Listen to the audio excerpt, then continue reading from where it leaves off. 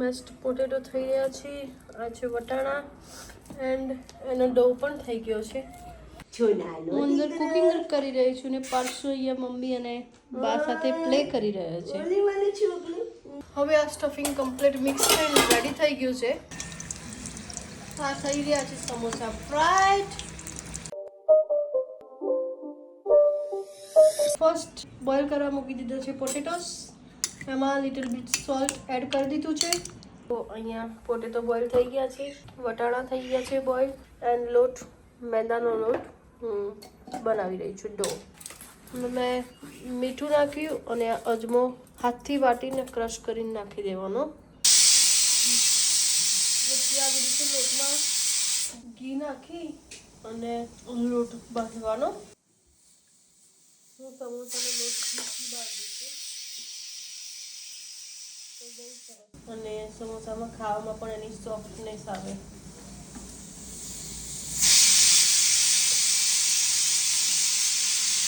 હવે મારી મમ્મી કરી રહી છે પોટેટો મેસ્ડ પોટેટો થઈ રહ્યા છે. આ છે વટાણા એન્ડ એનો ડો પણ થઈ ગયો છે. અહીંયા તમને બતાવું, આ ડો થઈ ગયો છે અને આવી રીતે પાણી થોડું કપડું ભીનું કરીને ઢાંકીને રાખી દેવાનો અડધો કલાક તો ડો કમ્પ્લીટ રેડી થઈ જાય. હું અહીંયા સમોસાનો મસાલો ઘરે બનાવું છું. તો એક ઘરે બનાવવા મેં 1 ચમચી લીધું છે સૂકા ધાણા, 1 ચમચી જીરું, 1 ચમચી લીલી વરિયાળી એન્ડ 1 ચમચી મરી. આ બધા મસાલાને સૂકા રોસ્ટ થવા દેવાના છે 1 થી 2 મિનિટ માટે. 1 થી 2 મિનિટ માટે આનો રોસ્ટ કરવા દેવાના. એ રોસ્ટ થઈ જાય એટલે સૂકા મસાલાનો એકદમ સરસ ફ્લેવર તૈયાર થઈ જાય છે.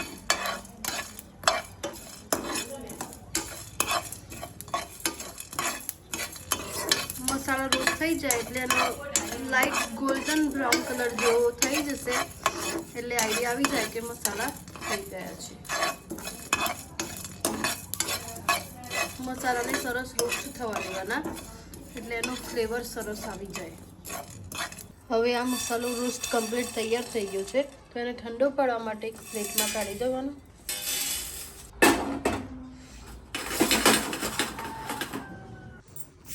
હવે આ મસાલા રોસ્ટ થઈ ગયા છે અને મિક્સી જારમાં કાઢી દઈશ. હવે આને કમ્પ્લીટ ગ્રાઇન્ડ નથી થવા દેવાના, કરકરા ગ્રાઇન્ડ કરવાના છે, એકદમ ફાઇન ગ્રાઇન્ડ કરવાનું નથી. હવે આ કરકરો મસાલો ગ્રાઇન્ડ થઈ ગયો છે. આને આપણે સ્ટફિંગમાં એડ કરીશું તો એકદમ બજાર જેવું સમોસાનો ટેસ્ટ આવશે.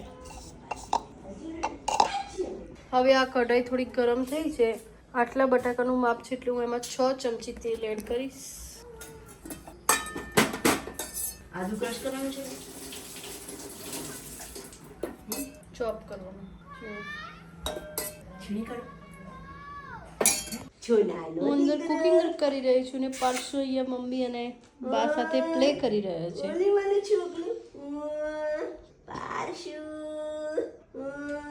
બોલો બેટા, વાતો કરો નાની સાથે. હવે તેલ ગરમ થઈ ગયું છે. એમાં મેં 1 ચમચી જિંજર ગ્રાઇન્ડ કરી and green chilli 2 green chilli નાખી દીધા છે ચોપ કરીને અને એકદમ ધીમા તાપે થવા દેવાનું, ધીમા ગેસની ફ્લેમ ઉપર. હવે લગભગ 1 મિનિટ જેટલું જિંજર અને ગ્રીન ચીલી તેલમાં સાતળવાનું છે.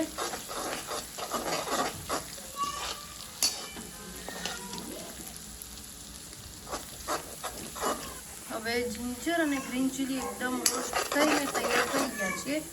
તો હવે એમાં આપણે એડ કરીશું આપણે ગ્રાઇન્ડ કરીને તૈયાર કરેલો મસાલો. 1 મિનિટ સુધી આ રીતે મસાલાને કમ્પ્લીટ તેલમાં રોસ્ટ કરવાથી તેનો સરસ ટેસ્ટ આવી જાય છે આપણા સ્ટફિંગમાં.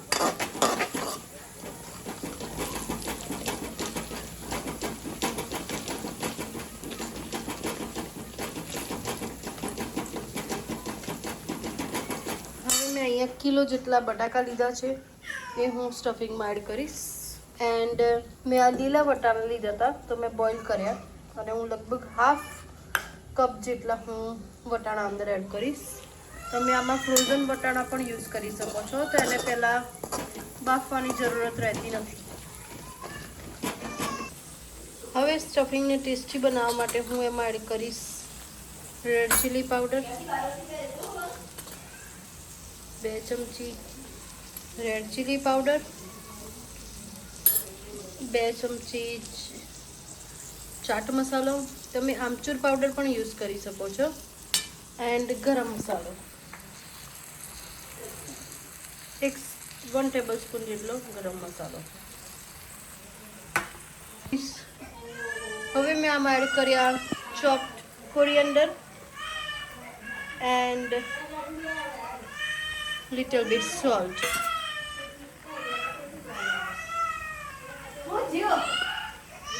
હવે હું આ સ્ટફિંગને સરસ રીતે મિક્સ કરી દઈશ તો બધા મસાલા અંદર સેટ થઈ જાય સ્ટફિંગમાં. હવે આ સ્ટફિંગ કમ્પ્લીટ મિક્સ થઈને રેડી થઈ ગયું છે. આમાં આપણે મેક શ્યોર કરવાનું કે બટાકા જ્યારે આપણે સ્ટફિંગમાં નાખીએ ત્યારે બટાકા એકદમ ઠંડા પડી ગયા હોય, નહીંતર આ સ્ટફિંગ ચીકણું થઈ જશે. હવે મેં સ્ટાર્ટ કરી દીધું છે પૂરી વણવાનું અને એક સાઈડ મમ્મી સ્ટફિંગ ભરી અને સમોસા રેડી કરી રહી છે. આ થઈ રહ્યા છે samosa fried. Samosa ready to send for my friend Kajal at my uncle's house. આ થઈ ગઈ છે સમોસાની પ્લેટ રેડી. લો બા બધા મારા માટે. ખાઈશું તું ખારે ના તમે ખાવ પહેલા ટેબલ લાવો. આલુ છોકરી